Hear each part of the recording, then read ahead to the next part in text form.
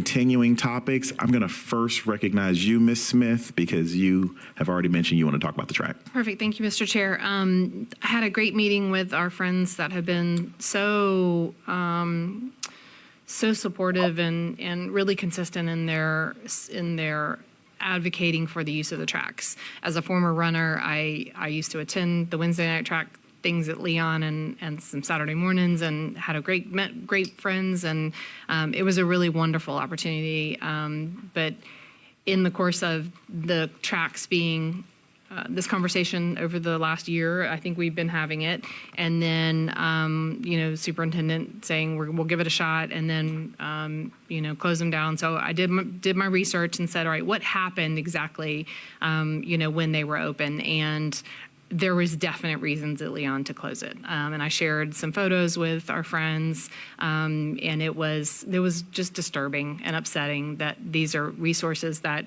you pay for, we take care of, and people had damaged them. However, during this conversation, I did also speak with Joe Burgess at Childs, because it was Leon and Childs that we opened and said, let's give this a shot, because we hear you and we hear our community. And Joe Burgess didn't have quite the same experience at Childs. He claims there was no damage, there was no destruction. He was not aware of any misuse or abuse of the facility. They hadn't had difficulty with people refusing to leave like they had at Leon, and that he was more than willing to try to keep his track open until if anything like that were to happen. I'm sure he would be the first one to say, that's it. Like, we don't want that either. We can't have that. So it would be my suggestion that we try to keep Childs open, or any other suggestions if the board is willing to kind of have this conversation. And we wrote in policy, it is up to superintendent. We included that in that 7510. Superintendent can decide to close the tracks at any, or I think it was just facilities in general that were for public use. We discussed the statutes, legal. Our board attorney, Opal McKinney-Williams, has provided legal guidance, translation of statute. I think without everyone was sent that. So if you want to read that, she differs in the opinion that that we're required by law, or that it is supported and encouraged by law, but it's definitely not required. And the liability is, we do assume the liability for financing and repairing things. So we did have some legal translation, but I would like to see if we could continue, because Mr. Burgess has agreed to this, that if we could try to keep the track at Childs open for the community for another period, and see if we can't meet somewhere in the middle on this issue. So I wanted to get the thoughts from the other board members on that possibility. Thank you, Ms. Smith. Colleagues, I'm going to relegate my comments to last.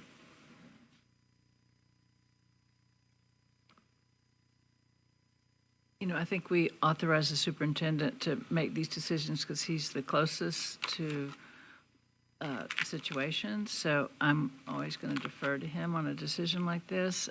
My understanding was that the tracks are under maintenance this summer, and they're not available anyway, because they're under maintenance. And these are taxpayer dollars, but the taxpayer dollars are to fund our student, to have facilities for our students. That's the number one reason that they are funded.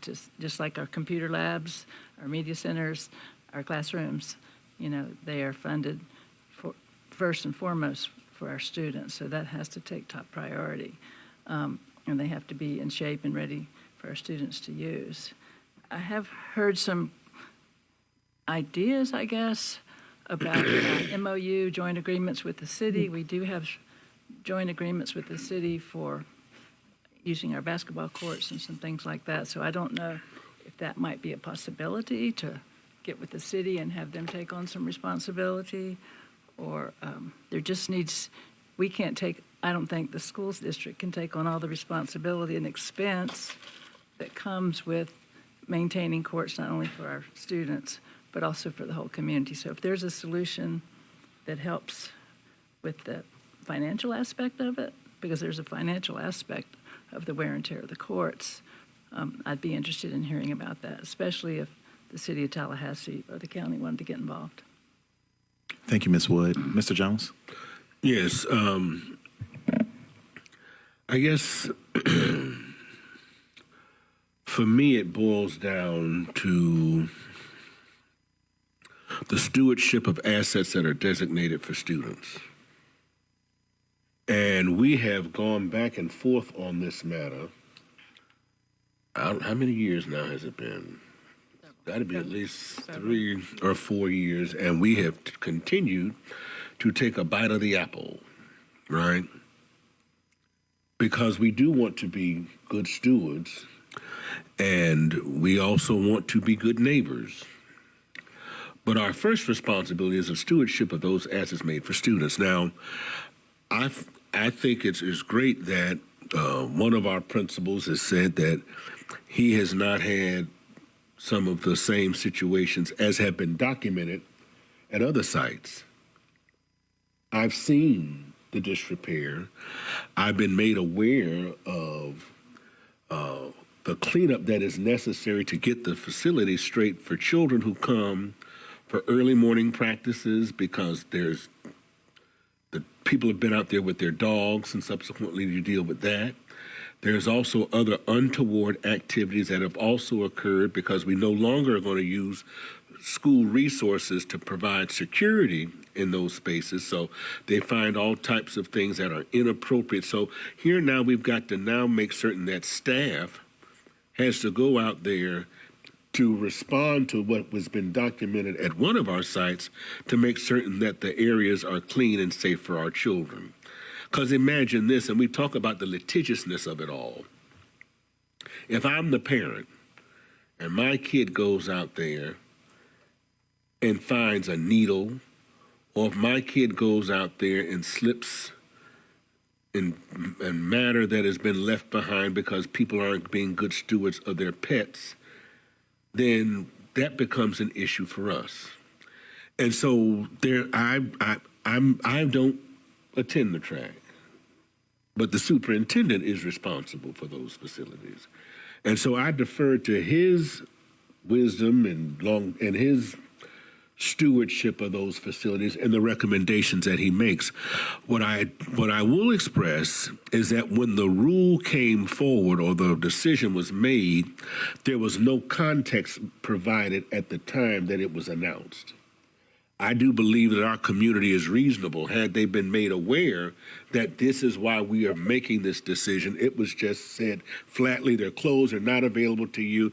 And we subsequently found out later on that there were repairs that had to be made because of, I've even seen people who may be well-intended but are misusing the track for training purposes, using equipment that is subsequently provided disrepair. And I always cite my grandmother. When you didn't have to pay for it, you don't care how it goes, right? Right? Because it's not yours. And so subsequently, that stewardship is not necessarily shared by visitors. So, uneasy is the head that wears the crown, but I am certain that perhaps the superintendent can, if possible, find a way. But if not, I defer to his ultimate stewardship as the president and CEO of the school district to make a decision that is in the best interest of our taxpayer assets that are designated for children. Thank you, Mr. Jones. I do agree with you in that because of the way the communication was rolled out, the way it was disseminated, left much to be desired, many questions to be asked. Many didn't understand why, because the mess had already been cleaned up. So there was no context provided.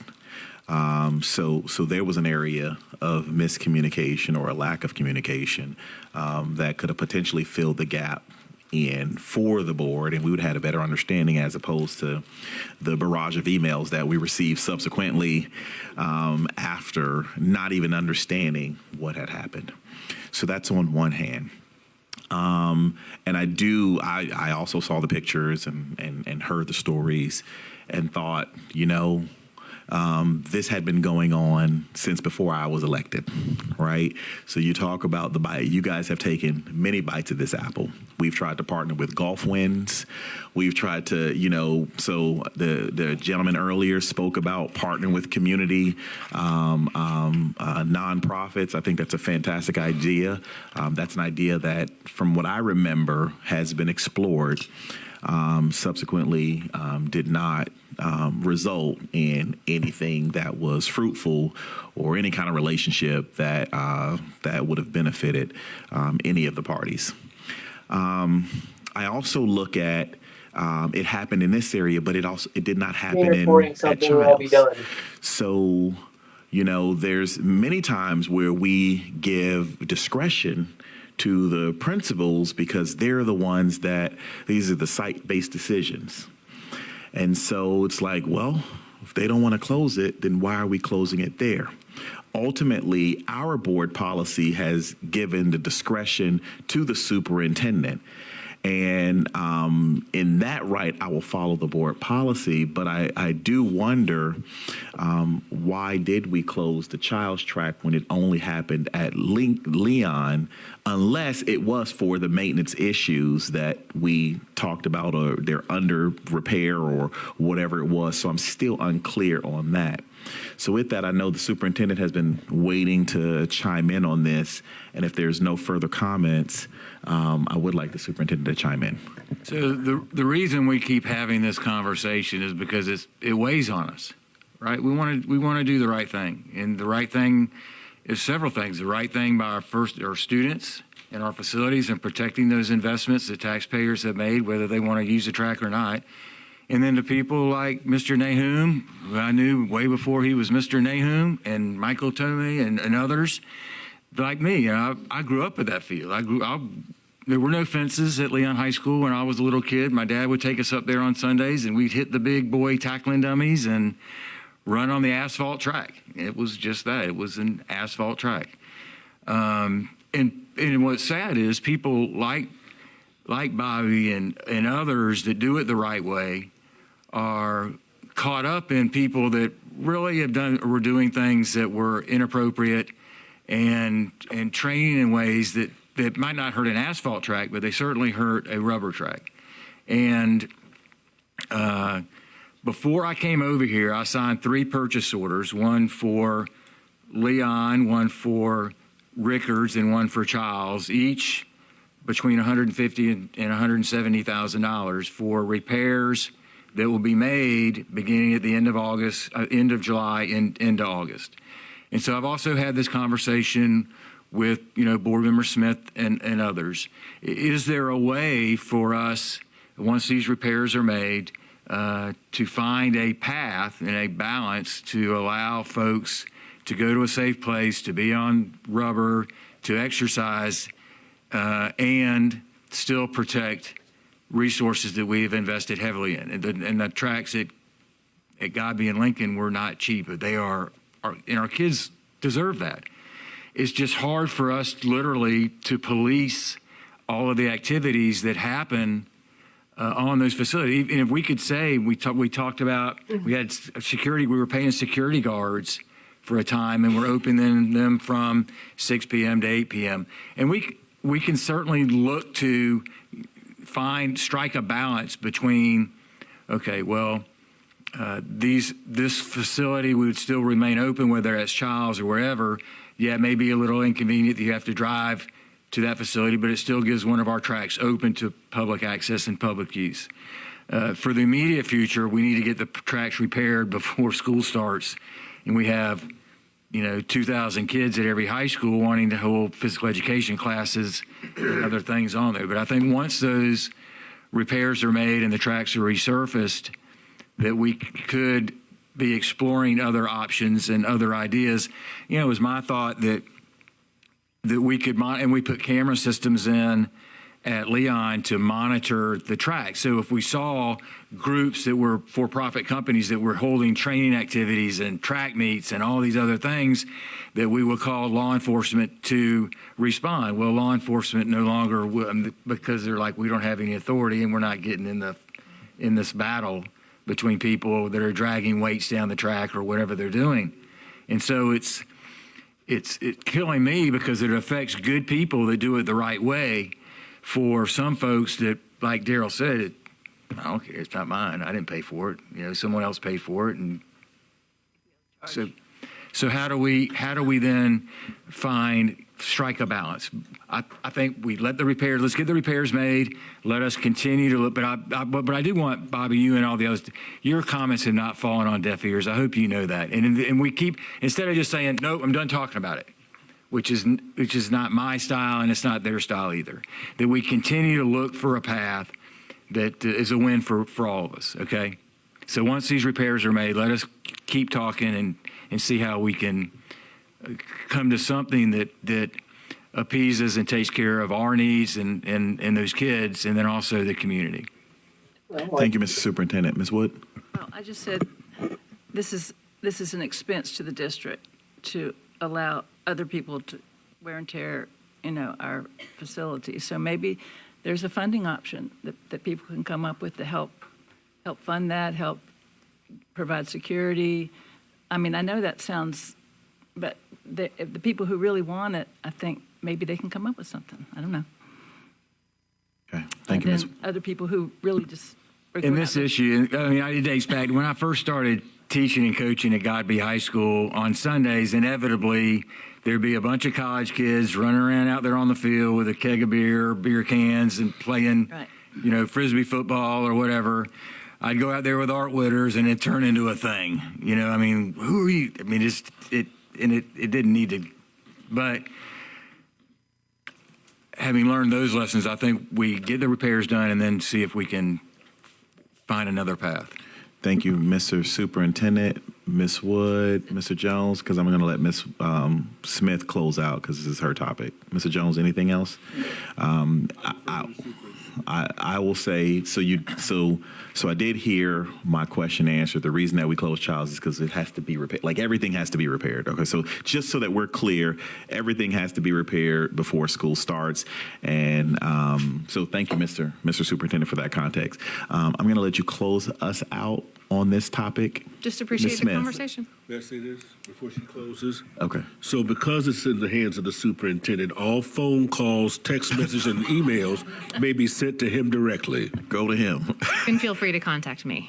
I welcome your conversation. I welcome your advocacy. And I appreciate the conversation with the board and the willingness to try, because one of the points that really resonated with me was when they talked about their children wanting to use the track who are also Leon County school students. They may not be a high school student at Childs, but they're at, Deer Lake or Cobb or Harold Palm or wherever. And so that part really did resonate with me. So even, I'm like you, like, what can we brainstorm and come up with? And one of my thoughts was maybe it's an individual decision by a principal. If a student, a family comes and says, could we have use of the track? And the principal says, okay, so maybe it's not just a wide open public use.